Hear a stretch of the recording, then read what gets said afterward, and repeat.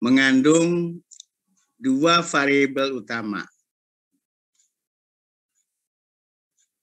Tadi fokus masalahnya apa? Kedua, solusi. Nah,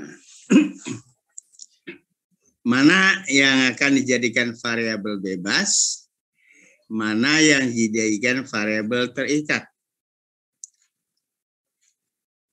Apa itu variabel bebas? Di Manlit Anda sudah belajar ya. Variabel bebas yaitu variabel yang mempengaruhi. Jadi Anda baca jurnal, variabel yang mempengaruhi. Sedangkan variabel terikat, variabel yang dipengaruhi. Nah, variabel bebas ini bisa satu atau dua. Variabel terikat juga bisa satu atau dua. Untuk S1 bisa satu-satu. Variabel bebasnya satu, variabel bebas terikatnya satu. Ya, jadi tidak wajib harus lebih dari satu. Bisa saja variabel bebasnya satu. Saya tentang metode apa, tentang penggunaan media apa. Ya, itu variabel bebas. Tentang menggunakan motivasi apa. Itu di antara variabel yang mempengaruhi hasil belajar. Variabel terikat, ya hasil belajar. Ya. Hasil belajar itu bisa penguasaan konsep atau penguatan konsep atau pemahaman konsep kognitif ya, atau bisa afektif sikap. Jadi saya misalnya pengaruh pembelajaran ekosistem dengan menggunakan apa? Atau misalkan Bapak yang bagian Bapak, pengaruh pembelajaran ekosistem bermuatan nilai atau karakter. Jadi khusus ya, membelajarkan ekosistem tapi dimuati nilai-nilai terhadap, nah itu ya, terhadap variabel terikatnya apa? Apa penguasaan konsep saja atau karena dari muatannya muatan nilai karakter, jadi bisa juga dengan perubahan sikap, peningkatan sikap. Itu misalnya di jurnal itu dikemukakan pengaruh pembelajaran ekosistem bermuatan karakter, bermuatan nilai terhadap peningkatan penguasaan konsep dan sikap siswa. Terserah siswa mana, SMP, SMA, atau mahasiswa ya, yang di jurnal itu apa. Nah, itu misalnya ya. Atau sekarang lagi trendinya STEM. Pendekatan STEM. Anda kenal kan? Di BPB ya. Dari belajar pembelajaran STEM. Singkatan dari apa? Science, teknologi, engineering, and matematik. Ya. Ini ada perbedaan STEM dengan STM. Ya. STM itu apa? Science, teknologi, masyarakat. Ini ada E, STEM ya. Engineering, Engineering itu ada perhitungan-perhitungan. Di dalam penggunaan teknologi itu tidak sembarang, tapi ada perhitungannya. Yaitu teknologi engineering. Ukuran-ukurannya dikemukakan gitu ya. Ini beberapa tahun belakangan ini STEM ini lagi membumi ya. Ramai skripsi dengan penegakan STEM, pendekatan STEM.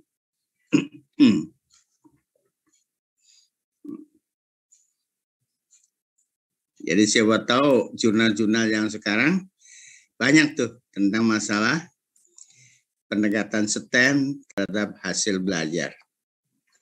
Hasil belajar bisa kognitif, bisa afektif. Bisa penguasaan konsep atau pemahaman konsep, dan bisa juga sikap. Ya.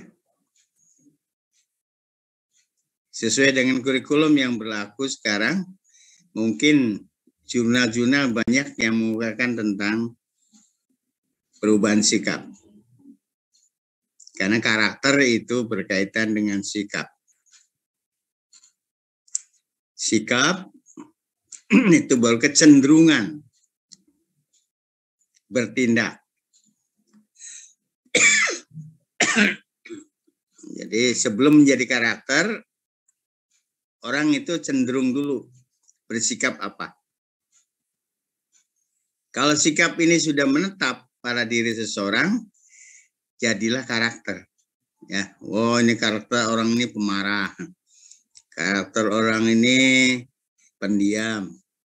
Karakter ini ya katakanlah baik atau kurang baik.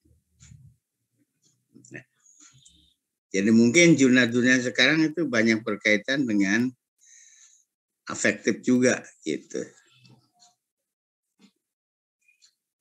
Itu yang penting di dalam latar belakang itu Anda menggali permasalahan-permasalahan yang berkaitan dengan isi jurnal. Menemukan ya. Mungkin di dalam jurnal hanya dikemukakan satu atau dua. Tapi Anda boleh menambahkannya untuk memperkuat bahwa jurnal ini perlu kita bahas. Ya. Dalam jurnal pendidikan, ya, Anda kan orang pendidikan. Jadi calon jadi guru, ya. Jadi Anda pilih jurnal pendidikan, Science Education, atau Biological Education, yang bernada sains lah, IPA ya. Jadi boleh ya, kemarin itu boleh pembelajarannya di luar biologi tapi masih dalam IPA, yang diprediksi pembelajaran matematika dan pembelajaran fisika, kimia yang bisa diterapkan untuk pembelajaran biologi. Jadi tidak harus biologi gitu. Karena IPA itu ya mirip-mirip ya, scientific method. Izin ke kamar mandi sebentar, belum mandi ya? Bapak izin. Enggak. Cuci muka. Oke. Itu yang penting di latar belakang. Setelah tadi menemukan permasalahan, kemukakan minimal 3 permasalahan. Mengapa judul jurnal itu penting dibahas. Dari permasalahan-permasalahan yang Anda kemukakan, Anda fokuskan. Pilih yang paling penting, yang paling erat dengan judul jurnal itu yang mana. Nah, dari fokus masalah, Anda pikirkan alternatif solusinya. mungkin beberapa alternatif ya. Dari beberapa alternatif itu di jurnal itu yang paling tepat dihubungkan apa? Ya. Jadi tidak harus semua. Nah, kalau Anda menggabung antara fokus masalah dengan solusinya, baru Anda beranjak ke rumusan masalah. Ya. Rumusan masalah. Rumusan masalah mengandung dua variabel penting utama. Variabel bebas dan variabel terikat. Variabel bebas itu variabel yang mempengaruhi. Dalam pembelajaran yang mempengaruhi itu penggunaan metode, penggunaan pendekatan, penggunaan media, ya. Itu variabel yang mempengaruhi. Yang dipengaruhi tentu hasil belajar, ya. Hasil belajar ini bisa kognitif, bisa kaitannya dengan kecerdasan, bisa juga dengan afektif, sikap. Nah, jadi syukur-syukur sekarang S1 banyak yang variabel terikatnya 2, ya. Tidak mau kalah dengan S2. Ya. Bagus ya. Jadi variabel bebasnya boleh 1, boleh 2, terikatnya boleh 1, boleh 2. Kalau di jurnal itu cuma variabel terikatnya 1 saja, nggak apa-apa. Tapi nanti di gong atau akhir perkuliahan ini Anda kan bikin proposal. Ya. Proposal yang kecenderungan mau diambil untuk judul skripsi Anda. Boleh itu ditambah variabel terikatnya. Kalau di jurnal hanya menyangkut kognitif saja, Anda boleh tambahkan misalnya dengan afektifnya. Tentang sikap siswa. Ya. Bisa juga tentang partisipasi. Ya. Kalau menggunakan pendekatan STEM, sains, teknologi, engineering, matematik, bisa juga itu variabel terikatnya partisipasi. Partisipasi siswanya menjadi meningkat. Gairah belajar siswa menjadi meningkat. Boleh, ya. Di awal sebelum penggunaan STEM, cuman yang aktif itu hanya berapa persen dari siswa. Setelah Anda gunakan penggunaan STEM, ternyata karena itu menarik, misalnya, ya, bahan pelajarannya menarik, tentu menimbulkan motivasi yang banyak ya pada siswa. Jadi partisipasi meningkat, motivasi meningkat. Boleh variabelnya partisipasi atau motivasi atau sikap ya. Kalau yang relevan dengan kurikulum yang masih sedikit digarap itu ya tentang perubahan sikap nih. Jadi Bapak sarankan jangan hanya variabel terikatnya tuh kecerdasan saja, kognitif saja. Kalau bisa yang lainnya juga ya. Pembelajaran itu menjadi menarik bagi siswa. Nah, ini bisa ditunjukkan partisipasinya meningkat. Motivasinya meningkat. Nah, tentu instrumen untuk membuat partisipasi apa ya terpaksa harus Anda buat. Ya. Jadi itu di pendahuluan itu latar belakang rumusan masalah ya. Dari rumusan masalah Karena ada yang misalnya ada 2 variabel terikat, Anda jabarkan, turunkan menjadi pertanyaan-pertanyaan penelitian. Mungkin di jurnal sudah ada, ya, atau kurang lengkap, Anda boleh tambahkan, gitu ya. Pertanyaan penelitian dari rumusan ya, masalah yang Anda kemukakan. Jadi diturunkan menjadi pertanyaan penelitian. Rumusan masalah dan pertanyaan inilah yang jadi pokok utama yang Anda bahas di dalam jurnal atau di dalam nanti skripsi Anda. Instrumennya apa? Ya. Kalau kognitif tentu instrumennya tes. Tes itu bisa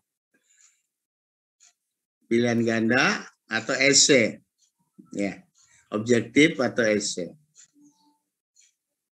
Tapi kalau variabel terikatnya juga menyangkut sikap, ya, atau nilai-nilai, maka instrumennya adalah skala sikap. Anda buat skala sikap, buat pernyataan-pernyataan, skalanya berapa?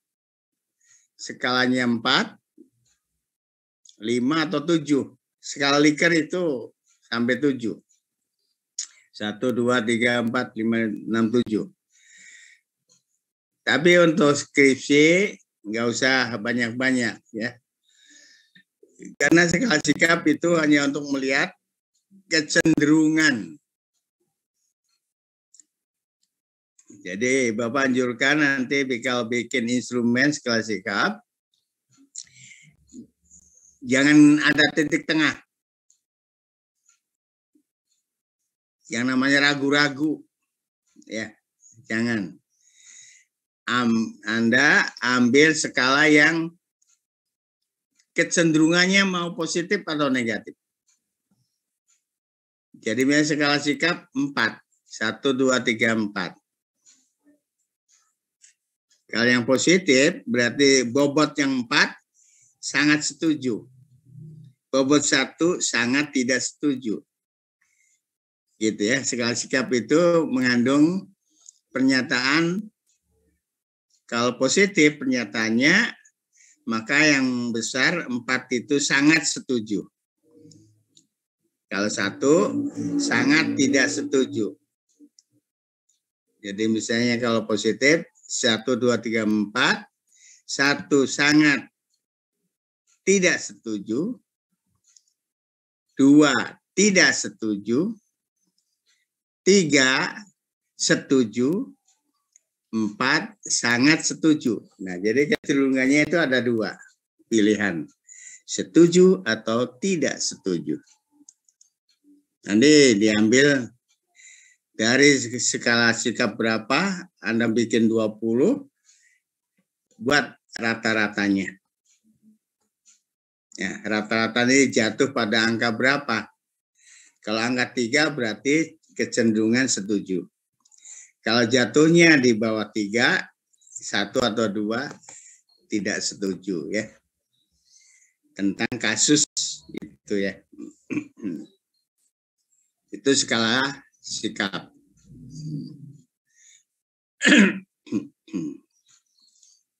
Tentu instrumen ini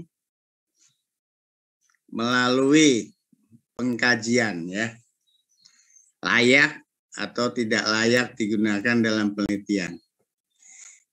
Itu Anda bisa ditempuh dua cara. Satu, minta judgment, minta penilaian dari para ahli. Katakanlah 2 para ahli, Anda, Pak, ini minta kerelaan Bapak, bantuan Bapak untuk menilai instrumen ini apakah layak atau tidak. Nah, itu ya. Baik tes maupun non-tes. Skala sikap itu non-tes. Kategorinya non-tes. Wawancara itu non-tes. Jadi misalnya ada tambahan, ingin tahu respon. Pembelajaran ini, respon siswa itu menarik atau kurang menarik. Anda bisa bikin daftar pertanyaan wawancara atau bikin angket, ya. Angket terbuka guna menggali pembelajaran yang Anda teliti itu kecenderungan digandrungi atau anak nggak seneng gitu ya. Nanti untuk mendapatkan kesimpulannya. Kalau hasilnya bagus, tentu kecenderungan senang ya. Artinya bisa diterapkan pembelajaran itu untuk yang lainnya. Nah, jadi inilah pertanyaan-pertanyaan penelitian yang mengarahkan nanti penelitian Anda mewujudkan instrumennya apa ya. Nah, nanti instrumen ini minta pendapat penilaian dari ahli. Judgment namanya ya. Minta judgment pada dosen-dosen yang ahlinya di bidang itu.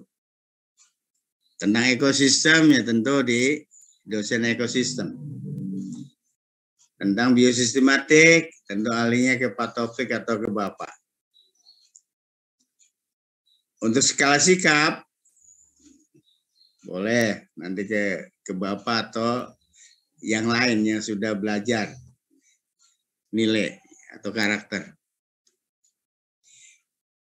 Dari itu Anda perbaiki dari masukan-masukan perbaiki. Nah, baru lakukan uji coba. Jadi kelayakan instrumen itu satu minta pendapat ahli, Anda revisi, baru lakukan uji coba. Tentu dicobanya bukan di kelas eksperimen Anda, di kelas lain yang setara. Kalau penelitian Anda di kelas 2, maka di kelas 2 yang lain, ya, yang lainnya yang tidak dijadikan penelitian. Coba, nanti Anda analisis. Menggunakan anates tentang validitasnya, tingkat kesukarannya, reliabilitas, dan lain-lain. Di analisis, namanya anates. Sekarang sudah banyak ya perangkat lunak untuk menguji hasil uji coba itu. Jadi Anda bandingkan antara 27,5% yang tingkat bawah, 27% dengan tingkat atas. Dibandingkan.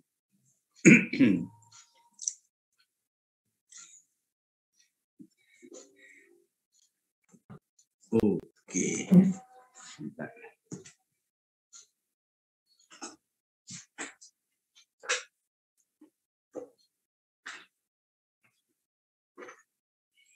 Ini baterainya lemah. Ya.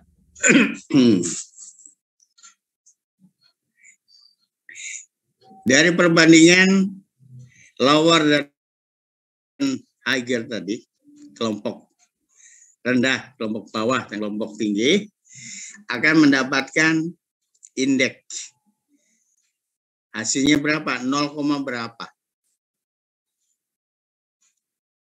Ya. Validitasnya itu berapa?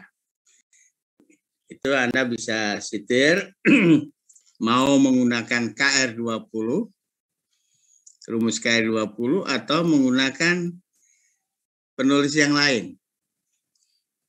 Ada yang lebih tinggi ya. Sekarang ini banyak digunakan tulisan dari Pak Jainul, Asmawi Pak Jainul, Statistika Pendidikan. Kalau indeksnya itu 0,4 lebih, itu layak digunakan instrumen itu. Jadi ini kan sedang atau cukup ya kategorinya. Kalau KR 20 asal sudah 0,21, 0,20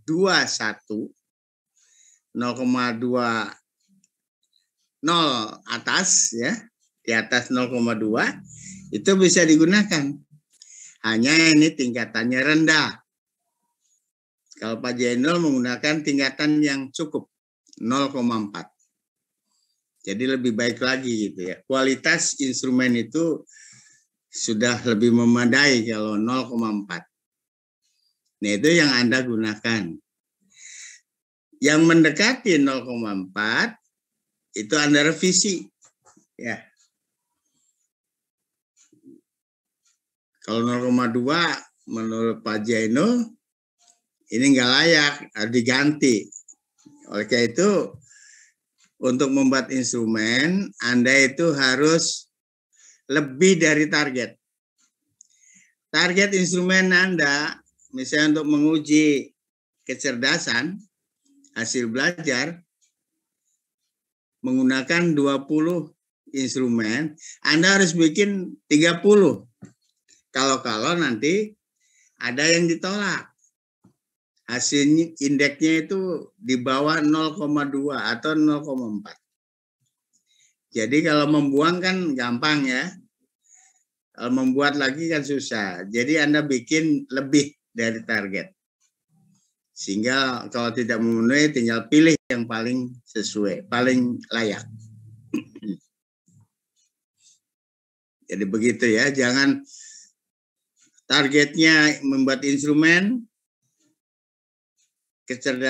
penguasaan konsep 20, Anda bikin 20. Nah, nanti dari hasil anates, uji coba, kurang dari itu terpaksa Anda bikin lagi.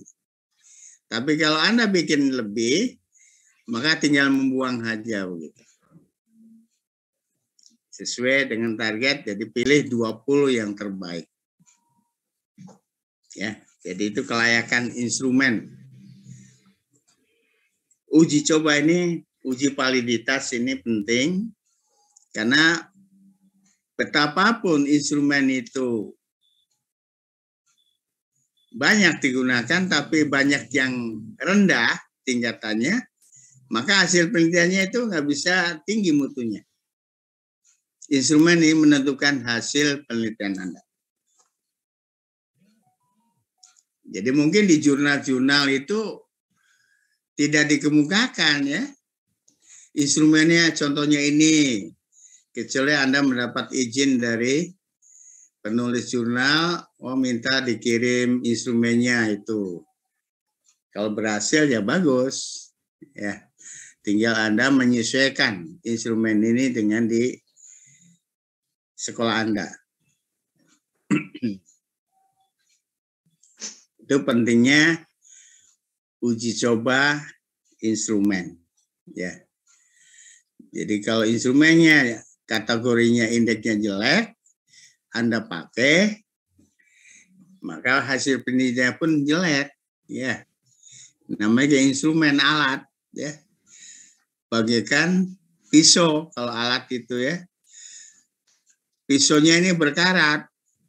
Walaupun mangganya itu mangga gedong, mangga arum manis yang enak, tapi menggunakan pisau yang berkarat, pasti Anda nggak mau makan.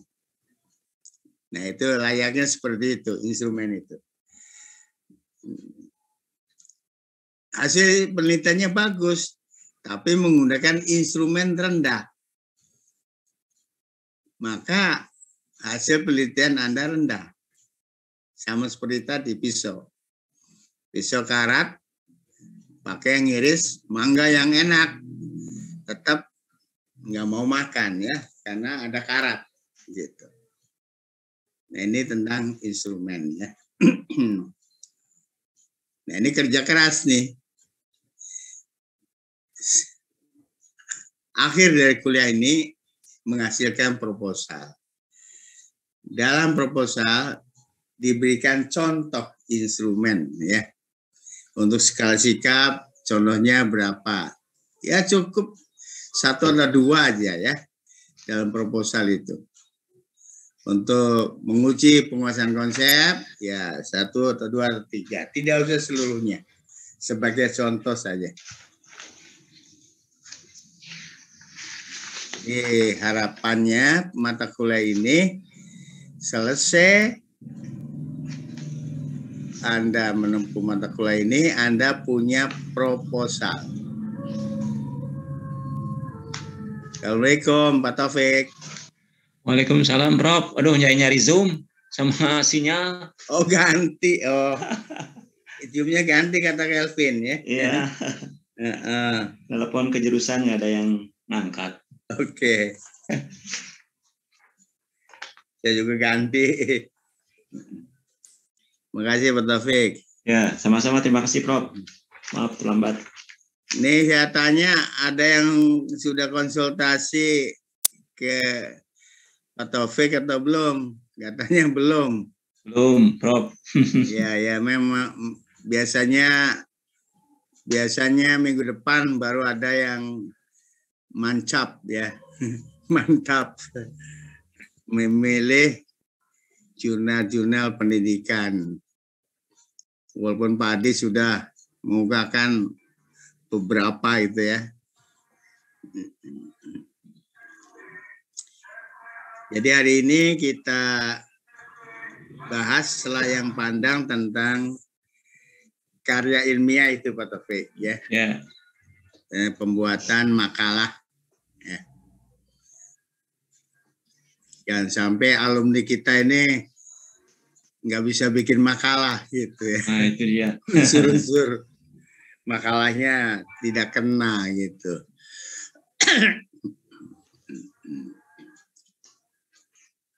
Jadi ini baru kita bahas tentang pendahuluan, latar belakang itu antara yang berisi menampilkan permasalahan-permasalahan minimal 3 masalah yang berkaitan dengan judul jurnal itu. Oh Pak, nggak ada masalahnya di jurnal. Anda gali, ya.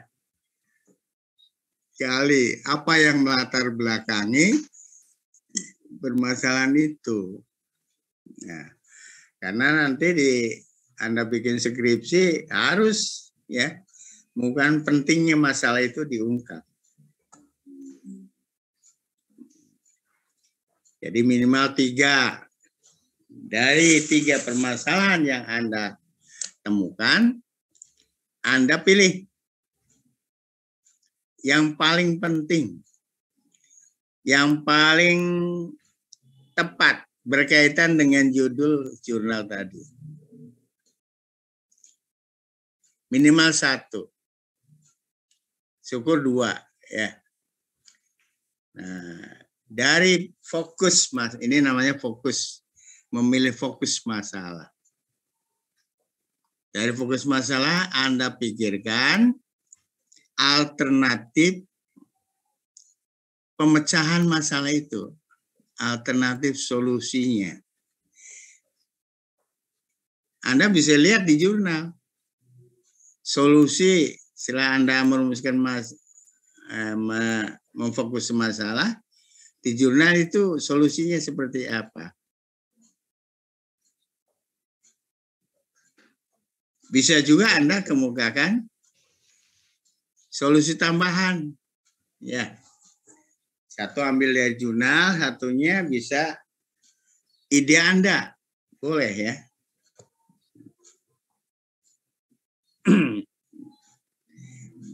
Dari fokus masalah dan alternatifnya solusi tadi, Anda rumuskan menjadi rumusan masalah.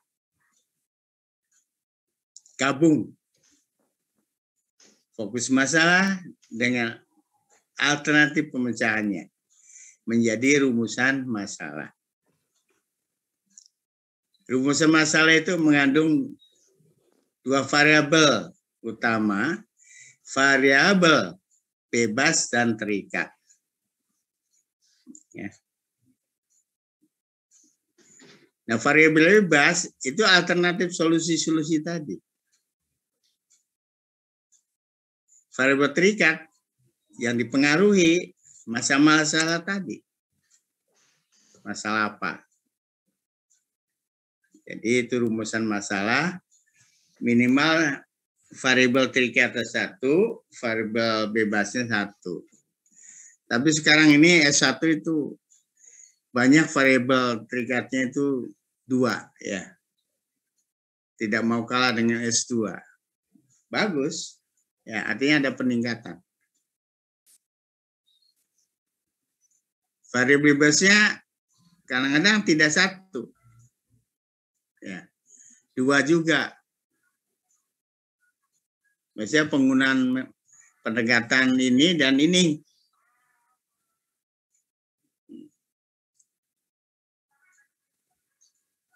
Atau penggunaan metode dan media.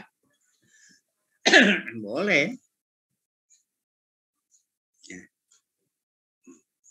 Tapi makin banyak variabelnya, makin banyak tantangan, gitu ya. Jadi misalnya kalau Anda S3, itu minimal variabel bebasnya itu 2, variabel terikatnya minimal 2 juga ya. Waktu Bapak disertasi, variabel bebasnya banyak, ya sampai 4. Terikatnya ada minimal 2 ya. Sehingga menggunakan statistik tinggi ya. Analisis jalur. Dari 4 variabel tadi yang paling berpengaruh apa? Karena dicari indeksnya, korelasi yang tertinggi dari 4 variabel itu apa? Ya. Itu S3 ya. Anda S1 cukup 1-1 atau 1-2 atau 2-2 ya, paling banyak. Jangan menyusahkan diri lah, S1 asal karena latihan ya. Asal bagus, udah bisa meneliti gitu ya, targetnya S1 itu. Nah, dari rumusan masalah tadi misalnya pengaruh penggunaan pendekatan STEM gitu kan terhadap ya peningkatan apa? Hasil belajar. Hasil belajar ini bisa penguasaan konsep, bisa partisipasi siswanya atau motivasi siswanya, bisa juga sikap ya. Pilih oleh Anda yang tidak menyusahkan Anda. Yang penting Anda lulus tepat waktu, 4 tahun lulus sarjana. Ya. Idealisme nanti aja kalau sudah S2 lah. Dari rumah masalah baru Anda turunkan menjadi pertanyaan pendataan penelitian. Dijabarkan lebih operasional. Nah, inilah yang akan menuntun Anda dalam kegiatan penelitian Anda. Menelusuri jurnal itu kira-kira yang relevan dengan pertanyaan ini terjawab enggak? Nah, kalau belum terjawab itu salah satu kelemahan dari jurnal itu ya. Kan Anda membahas jurnal itu ada kemukakan tentang keunggulan dan kelemahannya ya. Ya, kelemahannya sudah Anda rumuskan pertanyaan penelitiannya demikian, ternyata di jurnal tidak ada jawabannya ya, kurang lengkap. Nah, itu satu kelemahan. Kalau keunggulan, wah, ini bisa diterapkan di kajian yang lain ya. Kajian topik biologi yang lain misalnya. Ini sangat menarik ya.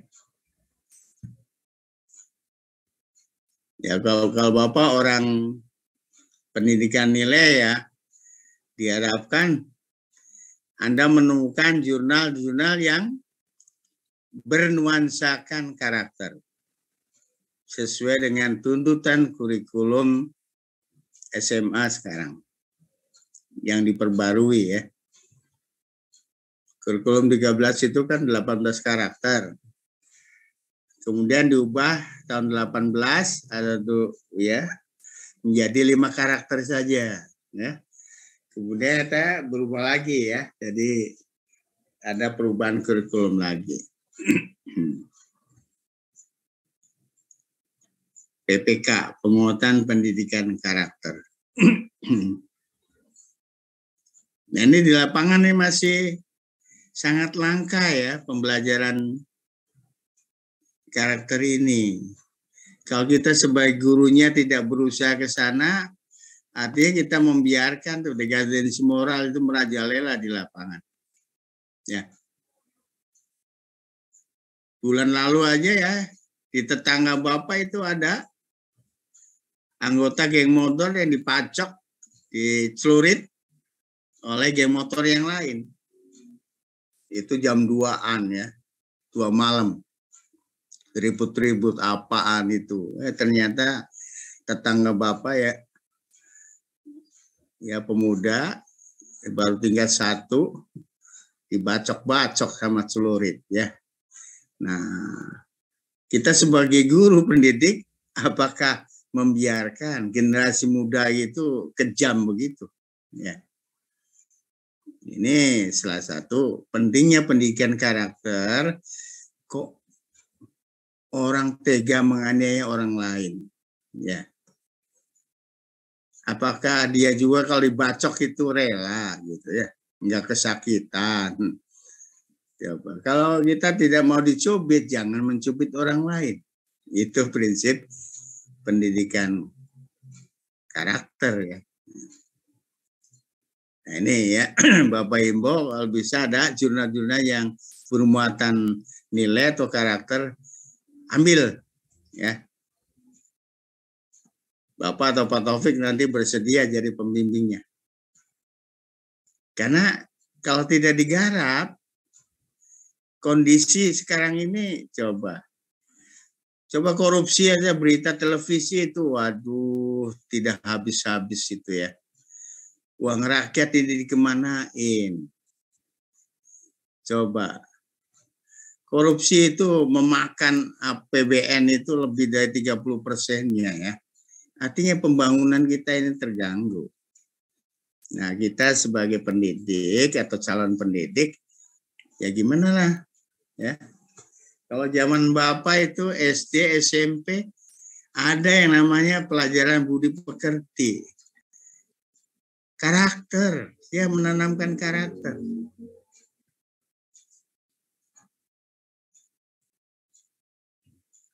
Kalau Bapak murid zaman Bapak itu ya ada di sintrek sama guru atau di lempar penghapus, anak itu laporan ke orang tuanya nggak marah, nyalahin anaknya, mungkin kamu yang tidak nurut, tidak patuh, melanggar disiplin.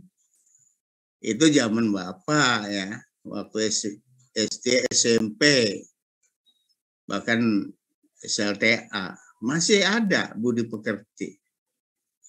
Sekarang orang tua laporan dianiaya guru ya, apalagi dipukul, wah gurunya dicegat di jalan oleh orang tuanya atau mamangnya atau balakurawanya ya, gurunya disiksa.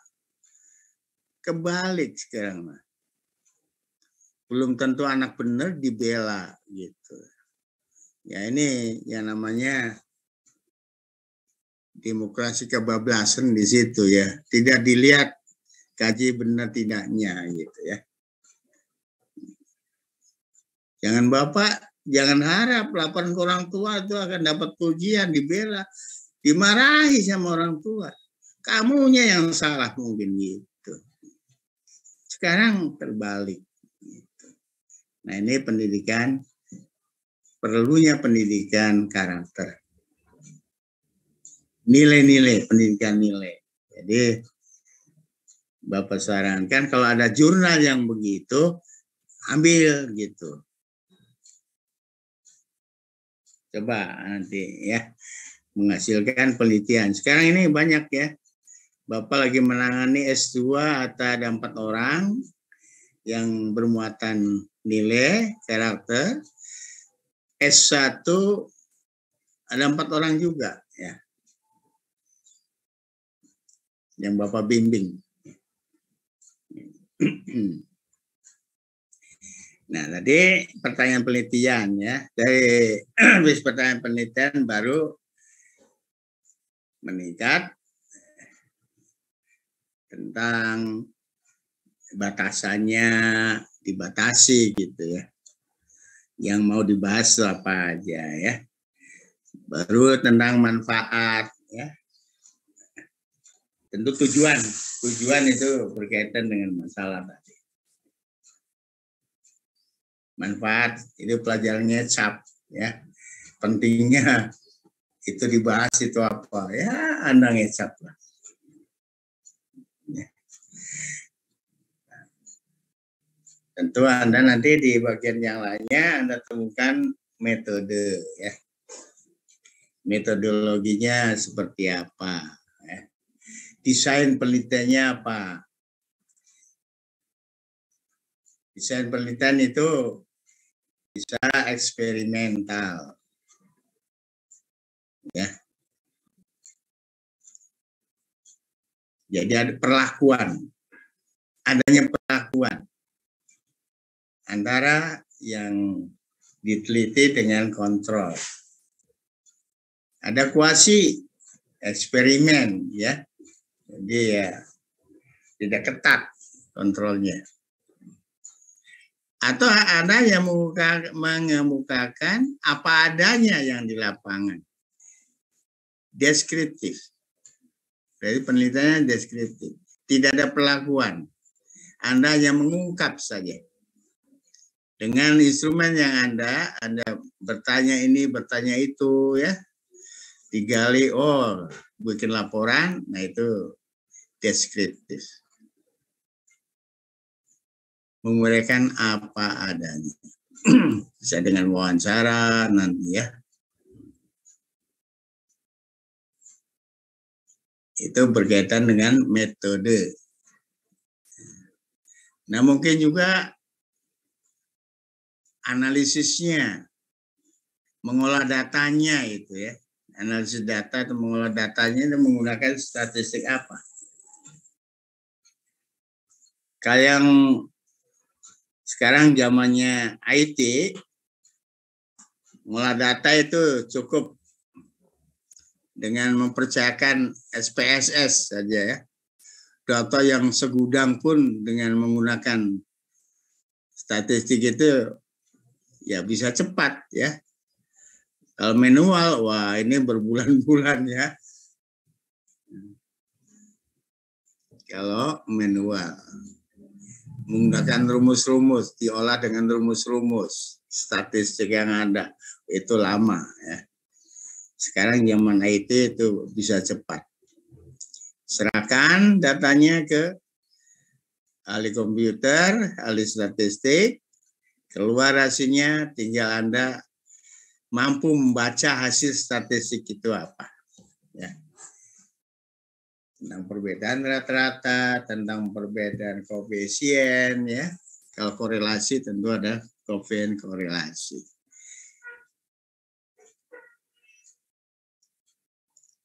Baru nanti kepada kesimpulan. Nah, kesimpulan ini lihat. Anda merumuskan masalahnya begitu, pertanyaan penelitian begitu. Apakah kesimpulannya itu menjawab rumusan masalah dan pertanyaan penelitian yang Anda rumuskan? Ya. Kalau iya, itu berarti jurnal ini sudah sesuai Kalau tidak terjawab penelitian di dalam kesimpulan, itu satu kelemahan dari jurnal itu, ya. Jadi Anda kalau nanti bikin proposal atau skripsi, hasilnya itu harus menjawab rumusan masalah dan pertanyaan penelitian.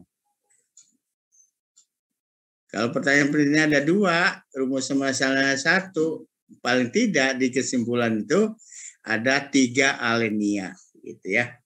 Alinea pertama menjawab rumusan masalah, alinea kedua menjawab pertanyaan penelitian 1, alinea ketiga pertanyaan penelitian kedua.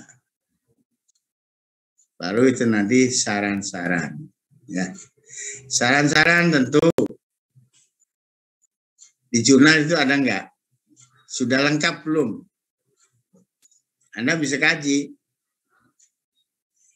Kalau Anda menemukan kelemahan-kelemahan, berarti Anda sarankan. Jangan sampai penelitian yang akan datang itu menemukan kelemahan itu. Itu ya. Di dalam jurnal itu terdapat keunggulan-keunggulan. Maka sarannya tentu hasil penelitian itu bisa diterapkan ke bidang lainnya. Itu saja ya. Jadi saran itu bisa dilihat dari kelemahan yang ada dan keunggulan. Kalau keunggulan itu artinya bisa disebarluaskan. Kalau kelemahan diperbaiki untuk penelitian yang akan datang seperti apa.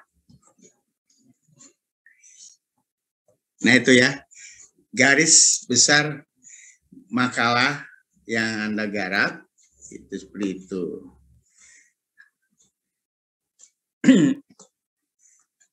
Tentu Anda sudah memiliki ya pedoman penulisan karya ilmiah UPI. Kalau bisa yang terbaru ya, yang 2016 ya, atau yang mungkin 2020. Katanya sudah jadi katanya yang baru ya. Kalau yang nggak ada ya ada yang tahun 2020 atau yang sebelumnya ya. Tidak jauh beda lah sebetulnya. Supaya nanti gongnya akhirnya itu Anda bisa bikin proposal untuk skripsi Anda. Ya. Dan bisa sambil menyelam minum air. Selesai kuliah PPBPKI, Anda langsung daftarkan ke seminar skripsi, proposal, seminar proposal skripsi. Bagus kan? Nah, itu kalau bisa ya. Jadi tidak mental lagi, tidak mikir lagi gitu. Makanya kami maklum lah, Bapak dan Pak Taufik maklum, kalau hari ini belum ada yang menemukan jurnal yang cocok ya, nggak apa-apa ya, masih ada waktu. Pak Taufik, berapa pertemuan lagi mereka harus ngumpulin? 2 lagi ya, Kelvin ya. Minggu depan. Dikumpulkan pada pertemuan keempat, Pak ya? Iya. Sekarang kedua, ketiga, keempat. Iya. Di pertemuan kelima udah mulai tampil kali, Pak? Ya. Betul, pertemuan kelima sudah tampil ya.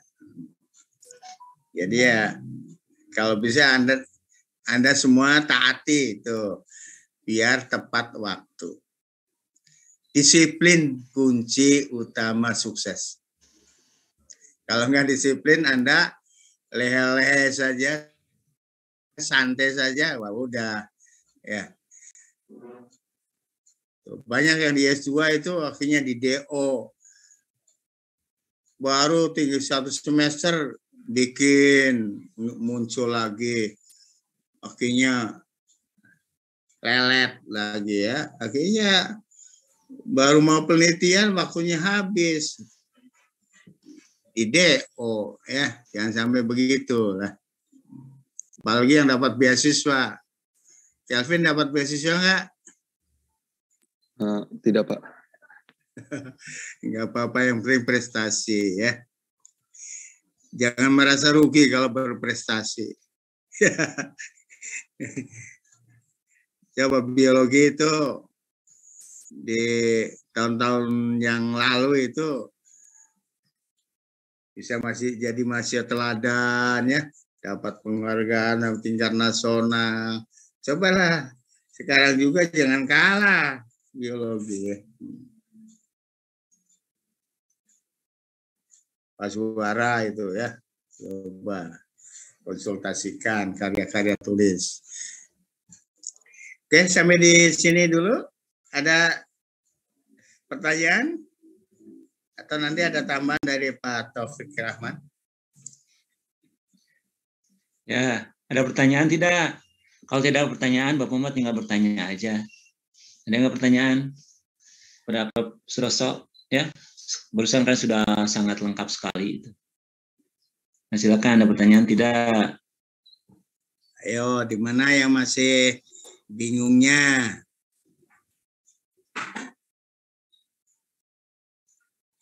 (15). Ini masih ada yang tidak masuk ya, Pak Taufik? Iya, kita 15 orang, Pak ya? 15 orang dengan dosen 2, jadi ada 2 orang. Ya, iya, Pak, ini 1, 2, 3. Siapa Kelvin yang tidak masuk? Yang tidak masuk Pak, Entola Marzaki tadi ngechat saya kalau dia izin karena sakit Pak. Jadi tidak masuk. Nanti Kelvin itu mengecek kehadirannya di spot ya. Oh, iya.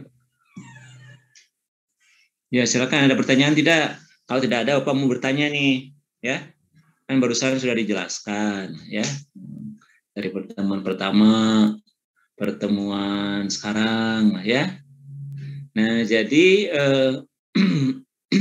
apa sih tujuan perkuliahan kita ini? Ya. Coba oleh Siti Fauzia. Tujuan kuliah kita itu apa? Atau tujuan akhirnya gitulah ya. Kung akhirnya apa? Untuk mengetahui cara penulisan karya tulis ilmiah yang baik, Pak. Nanti produk akhirnya dari proposal penelitian. Ya. Jadi produk akhirnya adalah proposal penelitian ya. Sebentar. Assalamualaikum. Punten te janten te cios lahnya. Tadi teh naros ke Zoom tapi tos saya ada nama. Atur nuhun. Assalamualaikum ya. Ya, jadi tujuan perkuliahan kita itu ya ujung-ujungnya adalah saudara-saudara diminta untuk mampu membuat proposal itulah ya. Di mana bahwa proposal itu sebagai ujung tombak ya atau landasan manakala kita mau melaksanakan penelitian ya. Nah, saudara-saudara sudah mencari belum jurnalnya? Sudah ada yang menemukan? Ya? Sudah coba saudara Aulia sudah dapat belum jurnalnya? Ya?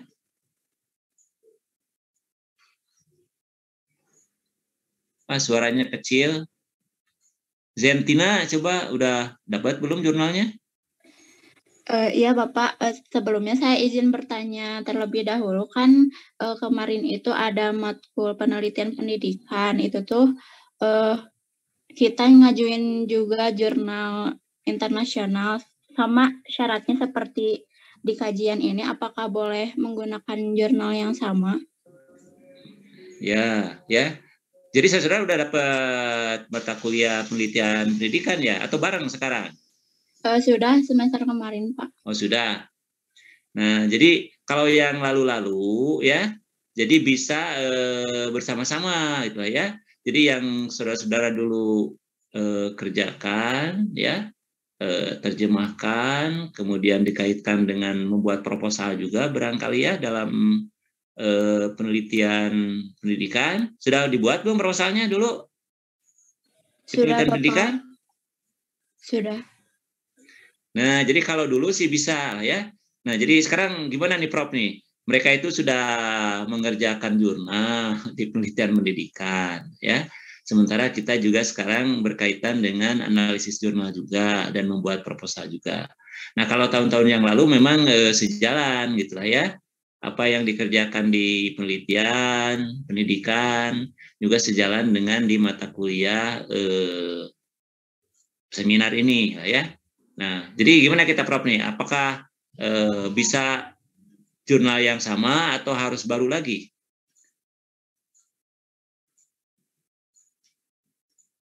Ya, Prof, halo? Halo? Nah, jadi mereka itu kan sudah mengkaji jurnal tuh di penelitian pendidikan, ya. Apakah sekarang ini harus baru atau masih bisa yang dulu dikerjakan di penelitian pendidikan? Jangan mempersulit mahasiswa lah. Jadi bisa sama Prof ya? Aja. Ya, yang penting diperdalam. Diperdalam ya, jadi ada ditambah-tambahi sehingga proposalnya menjadi lebih sempurna gitu. Ya, jadi kita tujuannya ya. Akselerasi. Selesai kuliah ini mereka bisa bikin proposal untuk diajukan ke DBS.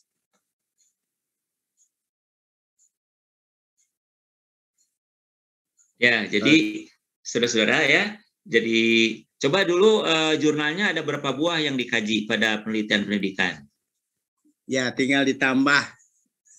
Ya, jadi tinggal ditambah tambahannya ya. Dulu berapa dulu jurnalnya? 1 jurnal utama dan 3 jurnal pendukung, Pak. Nah, kan yang keempat jurnal itu sudah dipelajari, ya.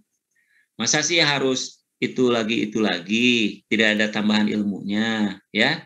Coba oleh Anda sekarang tambah lagi jurnalnya, ya. Ya, minimal 2 lah ya, minimal 2. Bolehlah jurnal utamanya masih yang dulu, ya, karena proposalnya juga sudah Anda buat, ya. Nah, seperti yang Profesor Suroso katakan, jadi jurnal yang ada itu diperbaiki, ya, sehingga dihasilkan proposal yang bagus, yang bisa untuk Anda laksanakan di dalam membuat skripsi, ya. Nah, tapi kalau jurnalnya hanya yang itu, yang 4 yang sudah Anda pelajari, Anda tidak akan memiliki tambahan ilmu, ya.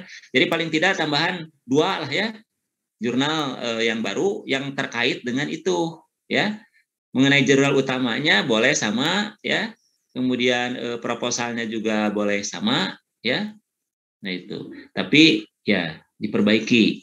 Dan jurnal tersebut, ya, atau jurnal utama tersebut harus betul-betul, ya, untuk menjadi proposal skripsi Anda. Artinya bisa dikerjakan, ya. Jadi tidak ngawang-ngawang gitu, ya, tidak ngawang-ngawang. Tahu kan ngawang-ngawang? Ya. Jadi hanya dalam angan-angan saja ketika dilaksanakan susah. Nah, jangan yang begitu, ya. Tapi harus yang real, bisa dilaksanakan, ya.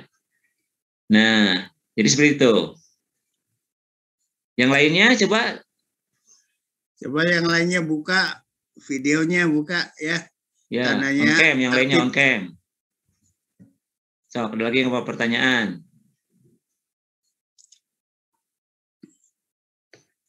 Nah, jadi baguslah kalau Anda sudah punya pengalaman ya lebih awal. Kalau semester-semester yang lalu, ya, nah antara perkuliahan seminar yang sekarang kita ini dengan penelitian, kalau dulu bersamaan, lah ya. Nah, kalau sekarang penelitiannya udah lebih dulu. Jadi Anda sudah punya bekal yang cukup banyak sebetulnya ya. Nah, lebih dari 50% bekal Anda berarti ya. Jadi untuk perkuliahan yang sekarang ini. Nah, sehingga cobalah Anda berbuat semaksimal mungkin, sebaik mungkin, perbaiki apa-apa yang sudah dikerjakan di penelitian pendidikan, sehingga saudara-saudara memiliki nilai yang maksimal ya dalam perkuliahan kita ini. Nah, jadi berarti jurnalnya harus ditambah ya. Jurnalnya tambah 2 lah ya. Begitu ya, Prof ya? 2 kira-kira cukup nggak, Prof? Iya, iya. Ya. Minimal 2 itu ya. Kalau lebih banyak lagi lebih bagus. Jadi saudara-saudara ya, jadi untuk melakukan penelitian itu tentunya saudara-saudara harus punya pengalaman bagaimana meneliti ya. Untuk membuat laporan hasil penelitian ya, juga Anda harus punya dasar-dasar bagaimana menulis karya ilmiah ya. Nah, jurnal itu merupakan ringkasan, ya bisa dikatakan sebagai ringkasan. Ringkasan dari apa? Coba, Niki, ya jurnal itu kira-kira ringkasan dari apa? Ya Pak. Jurnal, kira-kira ringkasan dari apa?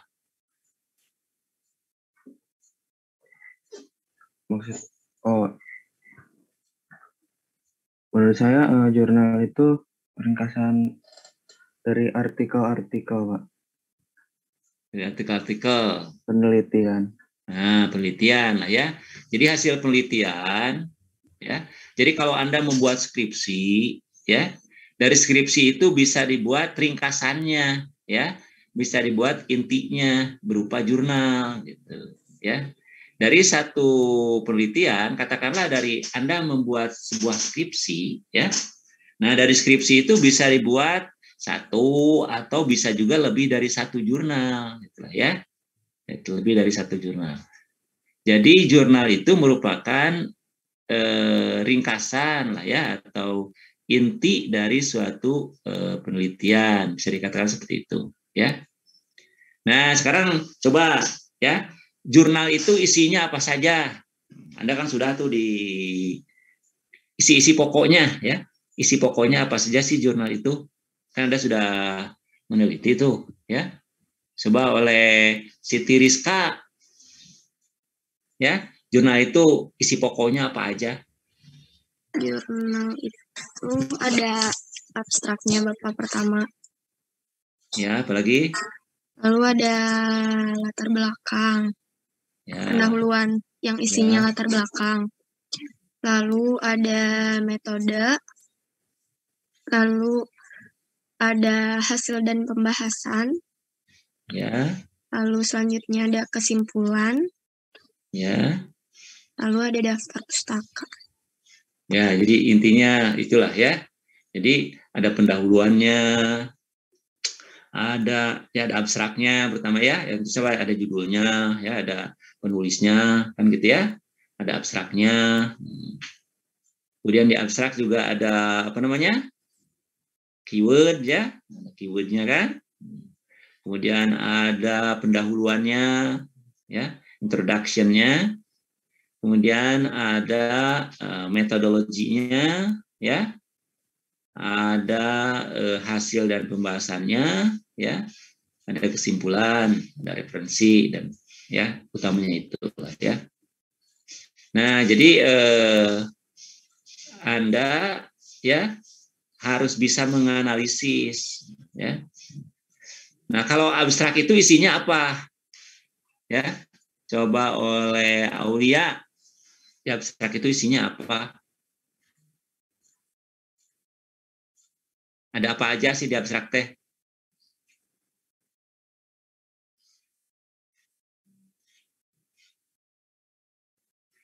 Ya, jadi rangkuman dari keseluruhan jurnal ya. Jadi secara singkat, padat ya. Ada terangkum di situ. Nah, sehingga kenapa dikatakan abstrak? Ya. Coba Kevin, kenapa dikatakan abstrak? Abstraksi. Karena abstrak itu secara singkat, secara kayak masih secara kasarnya atau ringkasannya di dalam suatu jurnal tersebut, Pak. Jadi dibuat abstraksi. Ya, jadi abstrak itu kan lawan dari apa? Abstrak itu lawan dari real ya. Jadi abstrak itu kan bisa lawan dari real ya. Real itu nyata, artinya secara jelas ya. Jadi kalau abstrak itu tidak jelas gitu kan ya. Nah, karena hanya hal-hal yang pokoknya saja yang dicantumkan, ya, tidak dijelaskan secara rinci, ya. Nah, sehingga dikatakan abstraksi, ya, di pokok-pokoknya saja, tidak dijelaskan secara detail. Ya. Nah, sekarang kalau di pendahuluan, coba isinya apa? Lutfiah. Ya, Lutfiah, mana Lutfiah ini? Lutfiah Zakiyah. Ya, Kalau Bapak. di pendahuluan itu isinya apa? Kalau di pendahuluan itu isinya menjelaskan tentang Ada apa saja? Ada introduction-nya, Pak. Maksudnya latar belakang. Jadi dan tujuan. Soalnya penulis bertujuan untuk menyampaikan mengapa penulis itu mengambil masalah tersebut, membahas masalah tersebut, dan tujuan dari penelitian tersebut apa begitu, Pak? Ya, betul ya. Nah, sekarang kalau kita mau mencari masalahnya di mana? Masalah dari apa yang diteliti itu, yang disampaikan di jurnal, di mana mencari masalahnya? Biasanya adanya di mana? Latar belakang, Pak. Ya, latar belakang ya. Jadi coba di latar belakang itu oleh Anda analisis lah ya. Jadi di introduction, di pendahuluan itu oleh Anda silakan analisis ya. Jadi latar belakang penelitian itu apa ya. Kemudian tujuannya, kemudian manfaatnya ya. Masalahnya. Jadi harus sampai dapat ya masalahnya itu apa sih yang dipermasalahkan itu ya. Nah, tadi kan sudah disampaikan.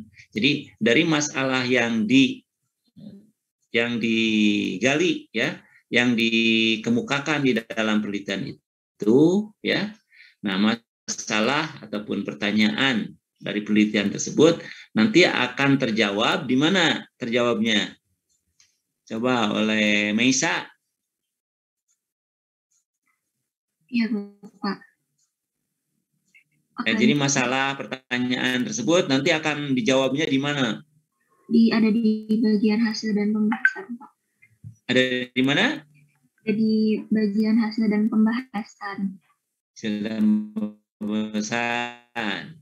Oke, di mana lagi? Coba oleh M. Zaki. Di mana lagi, M. Zaki? Kita melihat jawaban dari masalah dan pertanyaan itu. Di jurnal bisa tampak di mana? Ya, jawaban dari masalah dan pertanyaan itu tadi oleh Profesor Rosal juga sudah dikemukakan, ya. Sok di mana? Sok dibantu oleh Bahar tuh.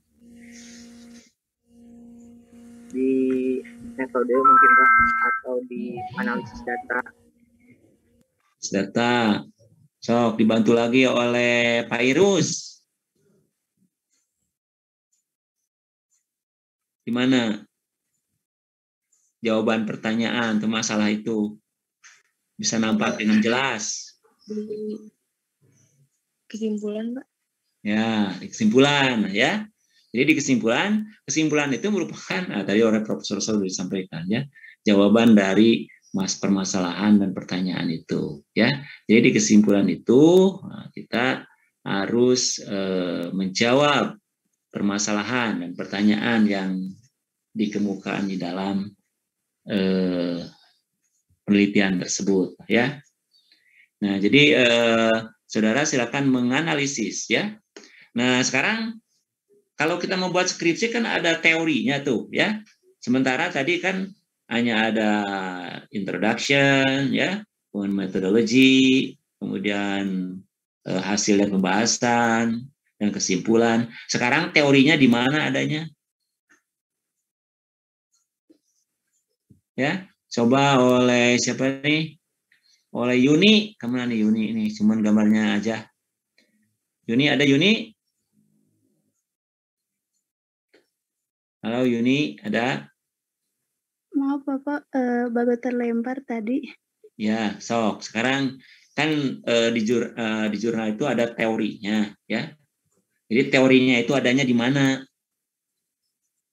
Bagi jurnal yang tidak ada tidak ada subjudul teori, kan itu cuma introduction, methodology, hasil pembahasan, kesimpulan. Nah, teorinya di mana? Ya, Yuni, gimana? Sok dibantu sama Elis atau kemana nih Elis? Iya, Bapak hadir. Iya, sok gimana? Mungkin pada jurnal umumnya teori-teori terdapat di bab 2 sebagai pendukung dari penelitian. Bab 2 ada jurnal mah ada bab-baban. Ya. Itu mah pada skripsi, ini mah pada jurnal. Teorinya di mana dicantumkannya? Ya, terus siapa yang bisa jawab? Mungkin Bapak. Di mana? Di pendahuluan bukan? Ya, jadi bisa di pendahuluan, ya, bisa di pembahasan, gitu. Teorinya itu, ya. Jadi bagi jurnal yang tidak ada subjudul teori, nah teori itu ada di pendahuluan dan di pembahasan, gitu ya. Jadi manakala kita membahas, sama saja di teori, di bikin skripsi juga kalau kita membuat pembahasan harus ditunjang oleh teori, ya, harus ditunjang oleh teori. Gitu. Nah, jadi silakan oleh Anda analisis itu jurnal ya, kan banyak jurnal-jurnal itu ya. Jadi saudara yang sudah punya jurnal, temanya tentang apa, tinggal dicari aja di Google, ya. Nah, nanti akan keluar banyak jurnal, ya. Silakan tambah lagi lah minimal 2 jurnalnya. Nah, sehingga memperkuat apa yang sudah saudara-saudara tulis, gitulah ya. Nah, diharapkan kan pada minggu ke-5 lah kita mulai presentasi ya. Nanti bisa diatur kembali ya oleh Pak Sroso dan Bapak ya. Diharapkan pada minggu ke-4 itu jurnalnya Pak analisis jurnalnya ya, laporan analisis jurnalnya sudah selesai semua ya. Ya, dari kumpul semua gitu. Jadi walaupun nanti penampilannya katakanlah bagian yang terakhir misal ya, tapi jurnal analisis, hasil analisis jurnalnya, laporan analisis jurnalnya harus sudah dikumpul pada minggu ke-4 ya, sehingga minggu ke-5 mulai prung ya, prung presentasi. Nah, kita ada 15 orang ya. Jadi nanti setiap tampil kira-kira berapa orang, Prof? 2 apa 3, Prof?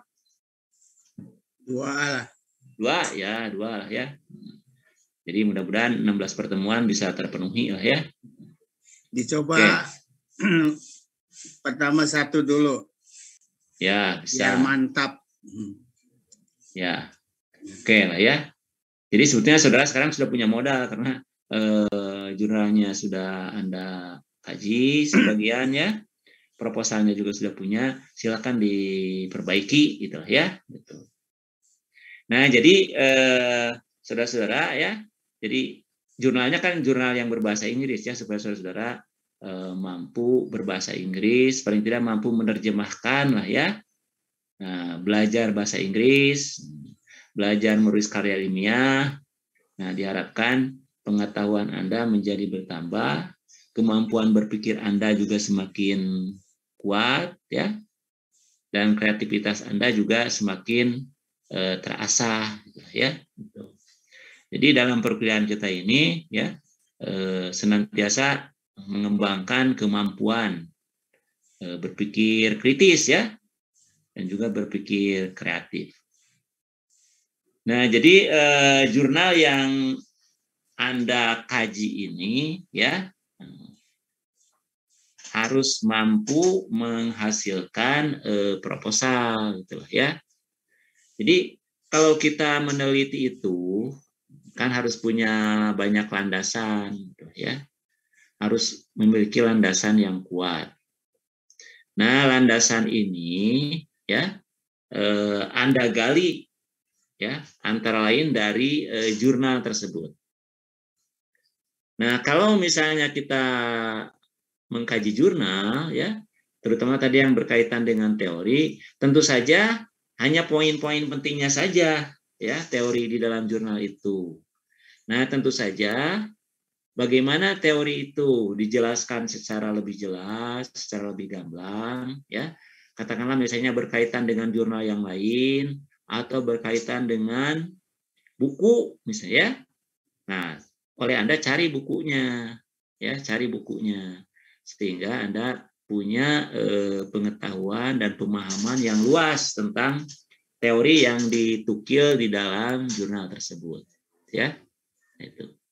Jadi di dalam membuat penelitian itu kita harus memuat buku, ya, dan juga jurnal atau hasil-hasil penelitian yang tentu saja hasil penelitiannya yang terbaru lah, ya.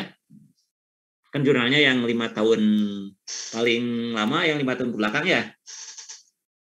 Nah, itu jurnalnya, ya. Nah, 18. Ya, di dalam jurnal itu juga, ya, saudara akan, ya, di dalam terutama di dalam metodologinya, ya, Anda akan tahu tentang metodenya apa, ya. Jadi Profesor Rosa juga sudah menjelaskan. Coba sob, metode-metode dalam penelitian itu ada metode apa saja? Coba oleh siapa nih? Oleh Zentina. Mana Zentina nih? Metode-metode dalam penelitian. Metode penelitian itu ada metode apa aja? Ada metode penelitian deskriptif. Deskriptif. Ya. Oke. Sama eksperimen, Bapak. Eksperimen. Apalagi? Ya, Siti. Apalagi Siti? Survei, Bapak. Survei. Apalagi, Aulia?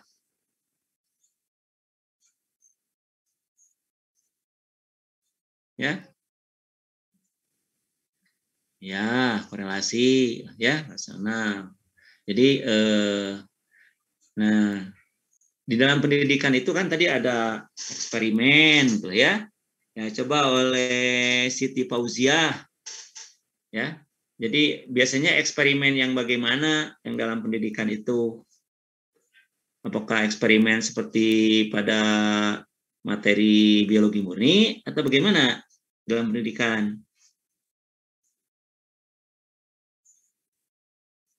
Ya? Membandingkan 2 kelas Pak biasanya. Ya? Membandingkan 2 kelas. 2 kelas.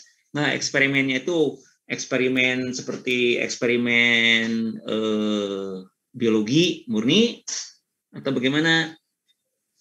Adanya perlakuan bukan, Mas? Ya? Adanya perlakuan yang berbeda antara dua kelompok atau lebih gitu. Oke. So, sekarang Bapak tanya, ya kan saudara sudah belajar penelitian pendidikan, ya. Yang namanya penelitian eksperimen itu ada berapa macam? Ya. Ada berapa macam? So, Kelvin. Ya, saudara Kelvin, ada berapa macam eksperimen teh? Mana Kelvin? Ya Pak, Dir. Ya, so, ada berapa macam eksperimen teh? Waktu belajar dengan Pak Ari kemarin, Pak Ari ya? Dengan Pak Ari? Iya Pak. Ya, so, ada berapa macam? Masih ingat?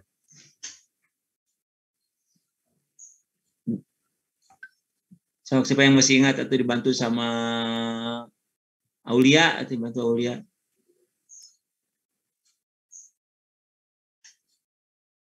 So, apa aja? Ya.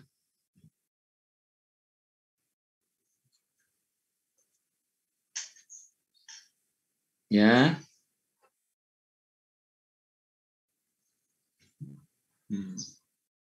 Ya, atau weak eksperimental ya. Oke lah.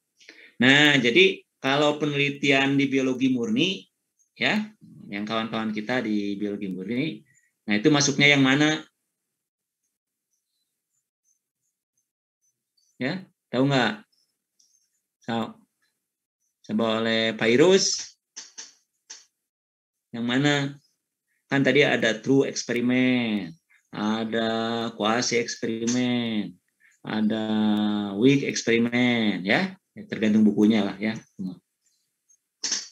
Yang Jadi true yang mana? eksperimen, Kak. Ya? Yang true eksperimen. True eksperimen. True eksperimen itu apa?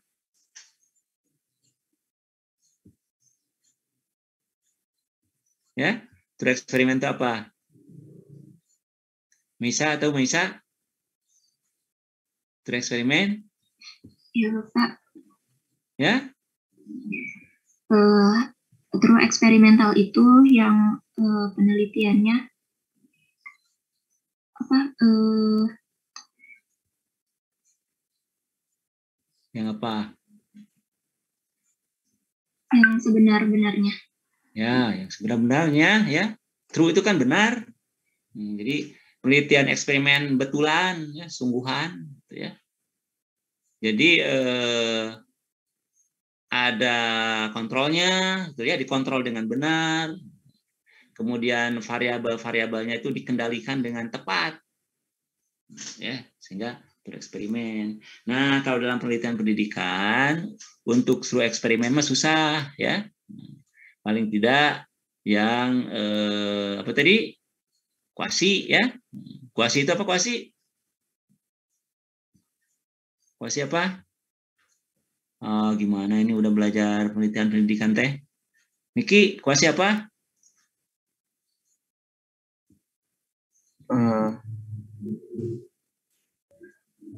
Tentang ini Pak, diberi perlakuan atau pengukuran gitu Pak. Artinya kuasi itu apa? So, kalau Lutfiah itu, Lutfiah. Kuasi itu apa? Mau Pak? Ya? Kalau ada yang tahu? Semu Pak. Apa? Kuasi itu. Semu bukan Pak? Ya, betul ya, semu, gitu ya. Jadi tidak sungguhan tapi semu, gitu ya. Nah, dalam penelitian pendidikan itu paling dalam taraf kuasi eksperimen semu. Jadi variabel-variabelnya susah dikontrol dengan tepat, gitulah ya. Jadi variabel-variabelnya susah dikontrol dengan tepat, gitu ya. Gitu. Nah, jadi itulah ya. Jadi kalau yang eksperimen, apalagi penelitian yang lemah, gitu ya. Itu dalam. Nah, jadi silakan oleh Anda nanti di jurnal itu ya. Jenis eksperimennya, kalau eksperimen yang mana, gitu ya? Apakah yang weak, apa yang kuasi, itu dianalisis betul, ya. Nah, kemudian saudara juga harus belajar lagi, ya, pelajari lagi tentang desainnya, ya. Desainnya itu yang seperti apa, ya. Misalnya pre-test, post-test, desain, ya. Atau post test only misalnya, ya. Jadi silakanlah itu dipelajari lagi, ya. Jadi ada penelitian deskriptif, ya, ada eksperimen, ada penelitian korelasional, ya. Ada juga penelitian sebab akibat dan sebagainya, ya. Nah, jadi silakan dianalisis. Nah, kemudian pembahasannya, ya, bagaimana itu cara membahas dalam jurnal, ya, bagaimana membuat kesimpulan, ya, jadi kesimpulan itu sangat erat kaitannya dengan pertanyaan-pertanyaan tadi, ya. Nah, jadi silakanlah saudara kerjakan semaksimal mungkin, sebaik mungkin, ya. Jadi kalau kita membuat proposal itu, ya. Sudah tahu kan proposal apa aja poin-poinnya? Sudah ya? Karena Anda juga sudah membuat. Jadi sama saja dengan di penelitian pendidikan, seperti itu. Yang penting dari proposal itu oleh Anda sudah tergambar bagaimana saya akan melakukan penelitian, ya. Instrumen apa yang akan saya buat. Nah, tentu saja. Nah, itu harus saudara bayangkan, ya, pikirkan, dibuat, direncanakan, dan apa-apa yang mau dilakukan sudah tergambar di dalam pikiran, sehingga di dalam melaksanakan penelitiannya tinggal prung, ya, tinggal melaksanakan. Gitu. Yang barangkali itu saja, Prof. Sementara, mangga. Ya. Terima kasih Pak Taufik. Banyak mengungkap, semuanya ditantang, menjawab, untuk bertanya, ya. Kalau tadi Bapak ada yang namanya saja, orangnya kemana, Pak Taufik dengan tanya jawab begitu kan, semuanya buka videonya, ya. Nah ini, ya. Jadi Anda itu sudah mestinya belajar dewasa lah begitu. Tidak usah disuruh-suruh buka video ya. Dengan sendirinya aktif lah begitu, ya. Tidak usah disuruh-suruh, hasilnya kan Anda sendiri yang menikmati. Oke, mungkin tambahan dari Bapak adalah tentang pengolahan, ya. Mungkin di dalam jurnal itu pengolahannya langsung tidak berdasarkan apa-apa gitu, ya. Tapi nanti di dalam proposal Anda itu ada persyaratan untuk pengolahan itu, ya. Pengolahan datanya itu. Nah, untuk penelitian itu kadang-kadang menguji hipotesis, ada juga yang tidak, ya. Penelitian yang ada hipotesisnya tentu menuntut adanya argumen adanya asumsi. Kalau di dalam jurnal itu ada hipotesis dan di sana tidak dikemukakan asumsinya, itu suatu kelemahan, ya. Biasanya kalau ada penelitian hipotesis itu perlu dikemukakan asumsinya apa, anggapan dasarnya apa, sehingga kok diduga seperti itu gitu, ya. Dasar pemikirannya itu apa, ya. Kalau ada penelitian hipotesis, kalau Anda misalnya proposal menggunakan hipotesis, kenapa menggunakan hipotesis itu? Jadi teori dasarnya itu apa? Itu asumsi, yang kita kan dengan asumsi, anggapan dasar, ya, pola pikir dasar. Jadi gampangnya hipotesis itu hari ini kira-kira akan hujan enggak, ya, 1 jam yang akan datang, dugaan, ya. Nah, mengapa dikatakan 1 jam yang akan datang itu hujan? Apa dasar pemikiran itu misalnya? Ini contoh yang gampangnya, ya. Kenapa Anda berpendapat 1 jam yang akan datang itu akan hujan? Apa dasar pemikirannya?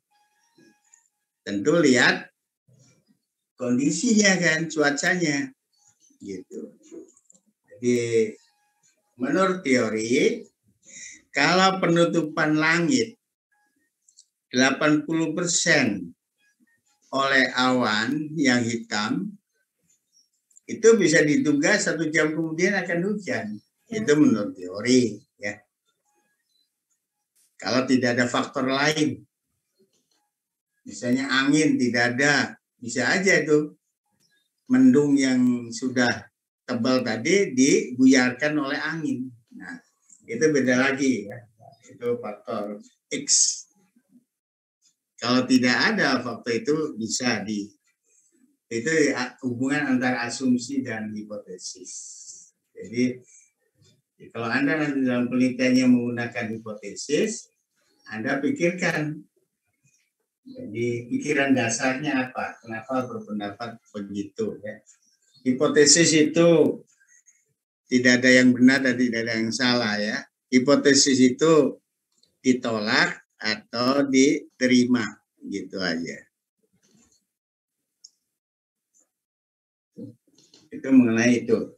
Dalam rangka itu juga, ini pengolahan datanya seperti apa? Ya. Mungkin di jurnal itu tidak sedetail ya pengolahan datanya. Jadi Anda memerlukan pemikiran yang lebih dalam lagi dari jurnal itu di dalam pembuatan skripsi. Ada yang disebut dengan pengolahan data itu ada prasyarat baru diolah. Syaratnya apa? Data itu diolah dengan statistik ini. Ya. Jadi mungkin di jurnal itu kurang jelas menggunakan statistik apa.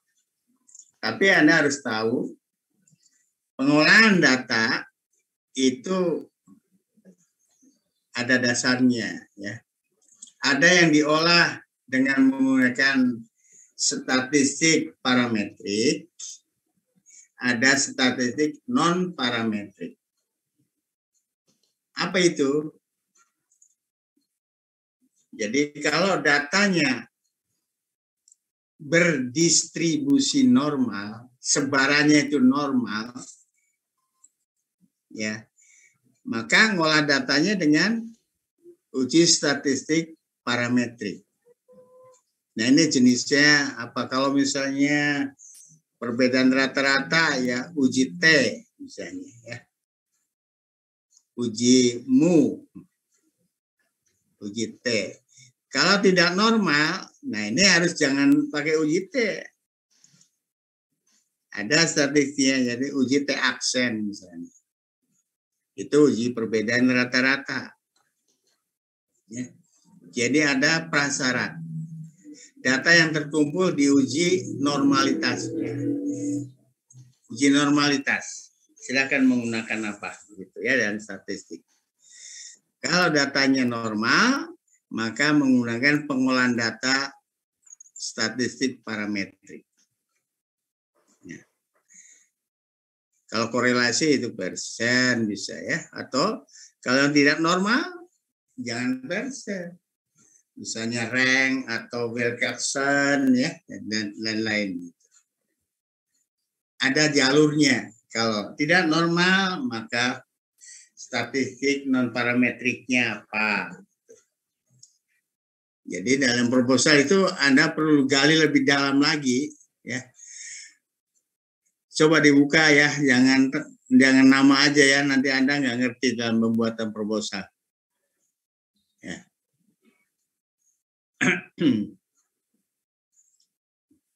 Jadi dalam proposal itu Anda harus kemukakan nanti.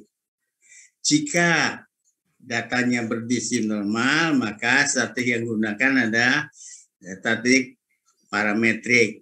Jenisnya apa? uji mu atau uji T ya. Jika tidak normal, maka uji T aksen ya.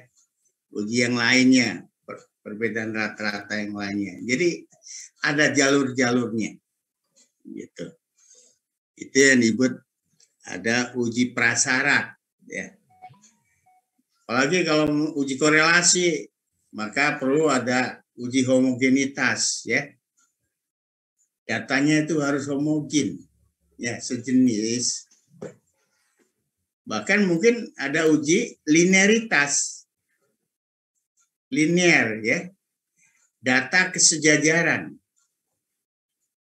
Data ini kalau dibuat garis itu sejajar atau enggak? Menyilang enggak? Nah itu ya, uji prasyarat untuk uji korelasi itu harus ada uji linearitas ya. Ini ada di statistik ya, pendidikan. Nah, jadi kesejajaran antara data satu dengan data yang lainnya. Gitu. Kalau linear baru menggunakan korelasi yang normal ya. Uji korelasinya. Kalau tidak normal, ya Anda bisa gunakan korelasi yang lain, korelasi rank misalnya. Ya. korelasi tanda beda. Lihat di statistiknya. Ini Bapak hanya merangkum saja dari pelajaran statistik. Jadi itu ya. Kemudian, apa yang harus kita uji? Anda kan nanti bikin instrumen. Dari pertanyaan penelitian atau rumusan masalah, Anda bikin instrumen. Nah, untuk menguji apa itu instrumen itu? Lihat data pre-test, post-test. Anda uji data pretestnya itu sama atau enggak? Ya, ini penting. Kalau pretestnya sama, maka uji perbedaan dari metode pembelajaran kalau Anda menggunakan variabel bebas metode, maka hanya perlu menguji post-test saja. Kalau data pretest antara eksperimen dengan kontrol itu pretestnya sama, ya, tidak ada perbedaan. Cukup Anda menguji post-testnya saja. Perbedaan post-test antara eksperimen dengan kontrol. Tetapi kalau data pretestnya tidak sama antara kontrol dan eksperimen, maka Anda jangan menggunakan uji post-test, perbedaan post-test. Kalau pretestnya tidak sama, pasti post-testnya tidak sama. Ya. Nah, bagaimana ini untuk membedakan perbedaan pengaruh dari eksperimen dan kontrol? Uji perbedaan gen. Tahu gen? Perbedaan selisih antara post-test dengan pre-test. Eksperimen perbedaan gennya berapa? Antara pre-test dan post-test. Katakanlah misalnya perbedaannya 5, ya ada 5 perbedaan. Kontrolnya ada berapa gennya? Kalau gennya lebih kecil, perbedaan N gennya, karena eksperimen 5, kontrol 3. Nah, ini berarti eksperimen unggul. Artinya ada pengaruh variabel bebas yang Anda lakukan. Ya, jadi itu adanya itu. Tapi kalau N-nya tidak ada perbedaan, nah ini tidak ada perbedaan antara eksperimen dan kontrol. Ini Anda harus jeli. Kontrolnya ini menggunakan apa? Siapa tahu kontrol ini menggunakan metode konvensional yang sudah canggih. Sehingga pembaruan metode yang Anda gunakan itu sedikit perbedaannya. Dengan uji statistik tidak ada perbedaan. Ya, jadi hati-hati tentang kontrol. Anda kemukakan kontrol itu kondisinya seperti apa. Tidak semua kontrol konvensional itu kurang bagus. Ya. Kecuali kontrolnya ceramah aja. Ya, itu kalau ceramah saja ya pasti kalah ya. N-gennya lebih kecil. Jadi hati-hati Anda dalam menafsirkan. Jadi ingat, uji prasyarat dalam pengolahan data itu penting, terutama uji pretestnya ini. Kalau pretestnya sama, untuk menguji pengaruh, Anda cukup menguji perbedaan post-test. Hasil post-test itu. Kalau startnya sama ya, pretestnya sama. Kalau pretestnya tidak sama, berarti yang Anda uji adalah perbedaan N-gen. Mana yang lebih banyak? Eksperimen atau kontrol? Kalau N-gennya ternyata tidak ada perbedaan, nah ini berarti Anda hati-hati menyimpulkannya. Tidak berarti eksperimennya tidak melakukan pembaruan, ya. Anda analisis dulu konvensional, siapa tahu konvensionalnya sudah menggunakan metode yang aktual, ya. yang sudah berlaku sekarang. Jadi menyimpulkannya itu Anda harus hati-hati. Definisi konvensional Anda jelaskan. Siapa konvensional sesuai dengan tuntutan kurikulum sekarang. Jadi metodenya sudah canggih lah. Nah, kalau memadai saja berarti inovasi pembelajaran Anda ya sudah sesuai dengan perkembangan zaman. Karena konvensionalnya sudah canggih gitu ya. Nah itu mengenai pengolahan data ya, Anda harus hati karena gong dari kuliah ini Anda harus mampu membuat proposal. Nah menguji tentang pengaruh variabel bebas tadi bisa dilihat dari hasil pretest seperti apa. Pretestnya sama, cukup uji post-test. Kalau pretestnya tidak sama, uji NGen. Kalau NG-nya juga sama, hati-hati. Anda jelaskan konvensionalnya ini sudah sesuai dengan tuntutan pembelajaran yang sekarang dituntut ya, atau sebagus atau belum. Kalau bagus, tidak berarti penelitian Anda itu kurang baik ya. Untuk bisa menyamai saja sudah bagus ya. Jadi contohnya penelitian Bapak, kontrolnya ini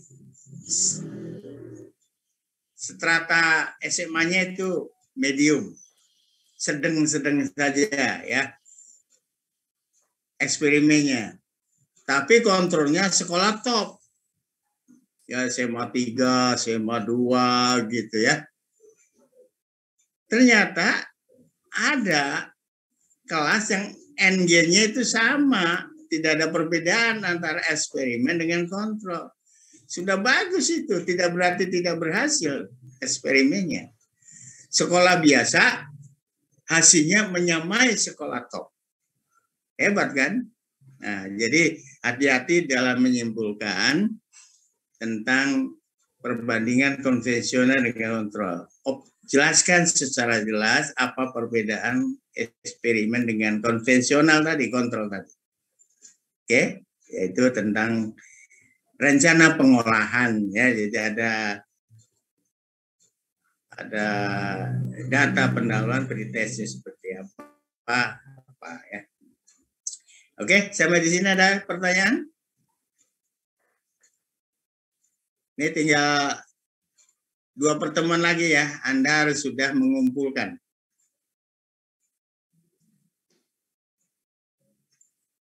Ini sudah jam 9. Ada waktu 30 menit lagi. Ya, kemudian Anda mencari-cari jurnal yang sekiranya bisa dijadikan skripsi Anda. Yang pokoknya ya, nanti Anda bisa dibumbui lah gitu. Atau yang Bapak katakan tadi, Anda boleh pelit jurnalnya bukan dari biologi, kimia atau fisika. Tetapi pembelajaran kimia fisika ini yang kira-kira bisa diterapkan di biologi ya. Itu kata Pak Adi begitu. Boleh gitu. Asal Anda mampu memodifikasi dari pembelajaran fisika atau kimia ke pembelajaran biologi. Kalau ya ini metode ini relevan nih, bisa diterapkan di biologi. Itu boleh-boleh saja. Tapi tantangannya Anda lebih banyak lagi ya, kan Bang, kalau jurnalnya biologi. Anda tinggal menerapkan, mengaplikasikan. Oke, ada pertanyaan? Saya kira nih bekal hari ini kalau Anda yang masuk sudah cukup ya. Apalagi Anda sudah menempuh Medlit, sudah menempuh statistik pendidikan.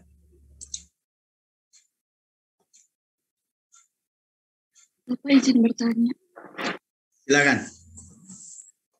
Untuk sistematika konsultasi jurnalnya bagaimana ya Pak? Apa lewat WhatsApp group kemudian dikirimkan file jurnalnya atau bagaimana? Ya, untuk Bapak bisa lewat WA aja. Ya, biar lebih cepat terbaca. Kalau email itu harus buka lagi, kadang-kadang susah dibukanya gitu ya. Untuk lebih cepat bisa lewat WA. Lewat WA ya. Nggak tahu Pak Taufik lewat apa Pak Taufik? Ya, lewat WA samalah ya. Dan juga saudara-saudara ya, jadi waktu-waktu yang seperti ini, kemudian minggu depan juga itu bisa digunakan untuk konsultasi ya. Ya Pak ya, Prof. Ya. Ya, bisa digunakan untuk konsultasi ya. Jadi bisa melalui WA, bisa langsung secara tatap muka seperti di Zoom ini ya. Disilakan. Jadi yang utama pertemuan ini ya. Ya, tapi tidak menutup kemungkinan kalau Anda lebih aktif di luar pertemuan ini boleh saja ya. Mudah-mudahan kami ada waktu gitu ya, untuk melayani Anda. Jadi utamanya di pertemuan kita lah di Zoom ini lah ya utamanya. Ya. Pak, izin bertanya lagi Pak, berarti nanti untuk mengajukan jurnalnya itu langsung lewat WA grup aja ya Pak? Iya, judulnya apa gitu ya. Terus ya itu kira-kira isinya bisa Bapak baca gitu. Oke Pak, baik Pak. Ada lagi yang lain? Ini 2 pertemuan lagi ya, Anda sudah harus mengumpulkan. Dan lalu pertemuan berikutnya ada yang presentasi. Ya, jadi minggu depan saudara bisa konsultasi melalui pertemuan jam kita ini ya. Yang mau ditanyakan lihat tentang proposal dan jurnal Anda. Sehingga nanti pada saat Anda presentasi ya, diharapkan sudah lebih bagus lah ya. Sehingga nanti saudara mendapatkan nilai yang bagus gitu ya. Iya. Mudah-mudahan tidak ada nilai B lah. Amin. Itu dia. Ya, harapannya gitu. Kalau Anda matang bikin proposal, ya paling tidak amin gitu. Jangan ada nilai B lagi lah. Gitu. Kita ada UTS juga nggak ya? Ya. Ada ya. Ya nantilah kita. Nanti ya kita pikirkan. Lagi.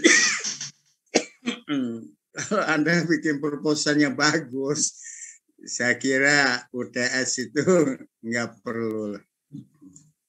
Itu, ya itu hasilnya produk. Produknya itu proposal Anda ini mantap gitu loh. Ya. Jadi berusaha Anda bikin makalah dan proposalnya sebaik mungkin. Dibumbui ya. Jadi tidak persis di jurnal, enggak. Bukan menerjemahkan jurnal, itu makalah Anda, jangan. Dibumbui tadi, di latar belakangnya, ya. Terus kesimpulannya sudah menjawab pertanyaan-pertanyaan, enggak, gitu ya. Dan keunggulan, kelemahan, Anda dengan melihat kelemahan dan keunggulan, artinya Anda sudah bisa ya mikir gitu ya untuk membuat proposal laporan yang baik itu seperti apa kalau sudah bisa menilai gitu. Ya. Jadi jurnal itu tadi sudah dijelaskan oleh Pak Taufik, itu artikel ya ringkasan dari suatu penelitian atau mungkin skripsi gitu. Jadi kalau Anda sudah membuat skripsi, Anda diwajibkan buat artikel antara 12 sampai 20 lah halaman ringkasan dari skripsi Anda. Nanti dimuat dalam jurnal pendidikan apa ya. Itu wajib ya. Sekarang semua skripsi itu harus bikin artikel.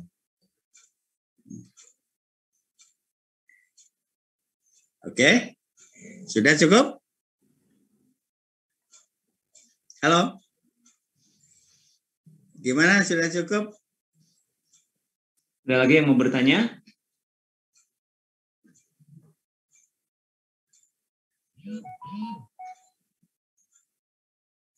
Nah, Jadi kadang-kadang Bapak tuh terlalu umum ya. Tadi Pak Taufik sudah detail ya, Anda melalui tanya jawab apa. Itu pentingnya partner ya.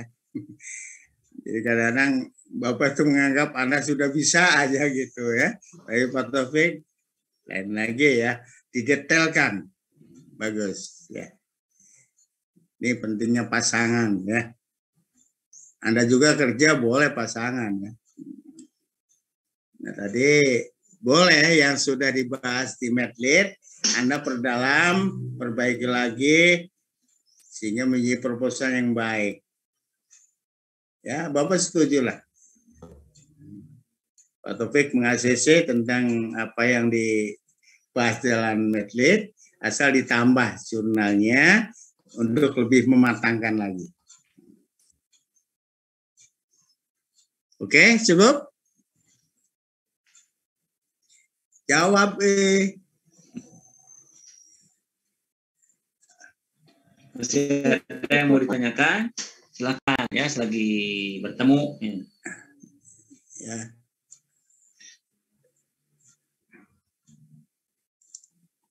Jadi program mata kuliah ini bisa untuk percepatan Anda lulus ya.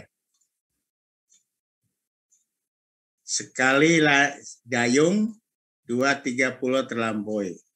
Sekali lulus BPBPKI, Anda ajukan ke DBS untuk seminar proposal. Guna penentuan pembimbingnya siapa nanti. Anda bisa pilih ya. Nanti di-ACC oleh departemen. Ini saudara-saudara kan habis kuliah semester ini, semester depan mendapat PPL ya? Nah, PPL, iya kan? itu betul. Diingatkan, PPL ajang untuk penelitian Anda tuh. Ya, kalau proposalnya sudah di ACC, tinggal dekati guru pamong, kepala sekolah, silakan. Ada penelitian, waduh itu lampu hijau itu. Kadang-kadang di lapangan tidak mendukung, karena Anda praktek ngajiannya kurang bagus. Wah, jangan nanti mengganggu. Tapi kalau Anda pendekatannya dengan guru pamong, kepala sekolahnya baik, insya Allah akan didukung oleh beliau-beliau. Ya, jadi kalau semester depan misalnya PPL, saudara ya. Nah, jadi pada saat PPL itu, saudara-saudara bisa sambil meneliti ya. Jadi proposal yang sekarang dibuat ini ya dimatangkan sehingga pada saat PPL bisa digunakan untuk penelitian Anda ya. Nah, sehingga saudara-saudara nanti bisa lulus dengan cepat ya. Ini mau lulus cepat atau mau lulus lambat? Ya. Cinta kampus itu tidak berarti Anda berlama-lama sampai DO ya. Kami nggak suka itu kalau Anda DO. Oh, cinta kampus, wah sampai lewat 7 tahun, waduh itu nggak benar itu cintanya ya. Nah, jadi lebih cepat, lebih baik lah ya. Nah, cuman sekarang ini kan kondisi lingkungan kita ini kan COVID lah ya. Nah, jadi sebaiknya Anda pikirkan juga gitu lah ya. Jadi si proposal Anda itu sekarang kan belum menentu ini apakah luring gitu lah ya, total atau mungkin ada daringnya gitu lah ya. Nah, jadi ada baiknya juga di samping Anda membuat proposal untuk luring misalnya ya, tapi pikirkan juga bagaimana untuk daringnya gitu lah ya. Jaga-jaga lah, jaga-jaga. Tapi mudah-mudahan kondisi COVID kita ini bisa berakhir ya, sehingga perkuliahan sekolah ya, pembelajaran di sekolah luring ya. Sampai saat ini luring kan ya, di beberapa sekolah udah luring gitu ya. Jadi kalau Anda membuat proposal untuk luring ya mudah-mudahan bisa dilaksanakan, tapi bisa saja kondisi lingkungan ya, situasi dan kondisi bisa saja berubah Ya, Bandung Raya itu katanya sudah 50% lagi. Nah itu ya. Jadi dipikirkan juga aspek luringnya itu ya. Dari mahasiswa yang kemarin-kemarin ya di masa COVID, nah mereka melaksanakan penelitiannya itu secara daring gitu ya, secara daring.